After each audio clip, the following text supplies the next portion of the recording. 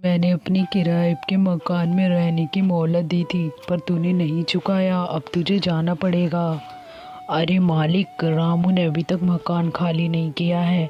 उससे कैसे भी करके मकान खाली करवाइए, नहीं तो अच्छा नहीं होगा मालिक। रामू और श्यामू बेचारे उन पंचायतों की भाषा में फंस जाते हैं और अपनी बैगन की खेती में लग जाते हैं। वे शहर से बैगन की खेती के लिए कुछ दवाइयाँ लेकर आते हैं और वे छिड़काव कर देते हैं।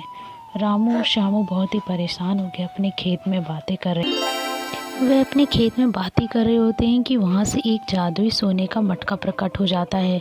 रामू और श्यामू देख के हैरान हो जाते हैं कि क्या हुआ, और वह मटका अपने साथ अपने घर ले आते हैं। और वो मटका बोलने लगती है। कहती है, रामू, मैं जादुई मटका हूँ, तुझे मुझसे जो चाहिए वह मांग सकता है। रामू और सीता हैरानी से उस मटके की तरफ देखते हैं और भरोसा नहीं करते हैं। रामू और सीता को उस मटके पे भरोसा हो जाता है और वह अपनी सारी इच्छाएं पूरी करने लगते हैं और साथ ही गांव वालों की मदद भी करते हैं।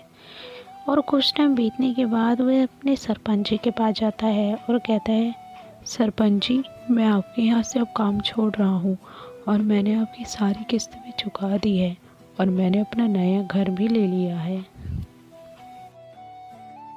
सरपंच को ये बातें अच्छी नहीं लगती है और वो अपनी अकड़ में सोचने लगता है कि इसने इतनी जल्दी कैसे कर लिया। अरे सरपंच जी, रामू में इतनी अकड़ आ गई है कि उसने सारी चीज़ें इतनी जल्दी जल्दी भी कर ली। लगता है अब आपका बोलबाला कम हो रहा है। वह गांव में सारे लोगों की अब मदद कर रहा है। हमें कुछ ने नहीं किया जल्दी तो वह आपका सारा काम खराब कर देगा। रामू के पास जाता है और उसको धमकाता है। कहता है, रामू, तूने जल्दी से जल्दी नहीं बताया कि तूने ये सब कैसे किया तो मैं तुझे जान से मार दूंगा। रामू कहता है, अरे भाई, मैंने अपनी मेहनत और लगन से किया है, तुम ये मेरे पे इल्ज़ाम कैसे लगा सकते हो। रामू भैया, आपने मेरी मदद की है, मैं आपका एहसान कभी नहीं भूलूंगी। मेरे पति ने आपको इतना धमकाया फिर भी आपने मेरे बुरे वक्त में मदद की। मैं आपका दिल से धन्यवाद करती हूँ। धन्यवाद। सरपंच जाता है और रामू से बोलता है कि रामू, तुमने ये सारी चीज़ें कैसे की मुझे बता दो, नहीं तो मैं तुम्हें गाँव वालों के सामने झूठा बना के और तुम्हें इस गांव से भगा दूंगा।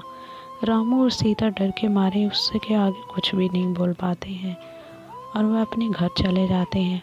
और फिर जादुई मटके से बोलते हैं, हे जादुई मटका, मैंने तुमसे जितना धन लिया है तुमने उतना ही दिया है, इसीलिए मैं तुम्हारा धन्यवाद करता हूँ।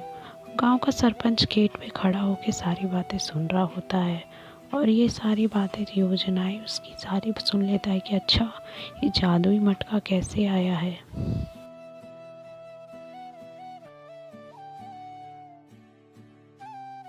अरे सुलेखा, क्या तुम्हें पता है कि रामू ने जादुई मटके से ही सारी चीज़ें की है इतनी जल्दी। मैं यही सोच रहा था, उस गरीब ने इतनी सारी चीज़ें जल्दी कैसे कर ली। अरे हाँ, मैंने तो आपसे पहले ही कहा था कुछ ना कुछ तो किया ही होगा। हम क्यों ना उस जादुई मटके को चुरा लें। और वह जाता है, सरपंच उस मटके को चुराने लगता है। जादुई मटका उसके साथ साथ चलने लगती है और सरपंच खुश होता है कि वाह, मटका तो मेरे साथ खुद ही चल रहा है। ऐसा देखते ही वह बहुत खुश होकर मटका लेके जा रहा होता है और फिर वह बेहोश हो जाता है और अचानक से वहाँ पे देखता है कि रामू आ गया है।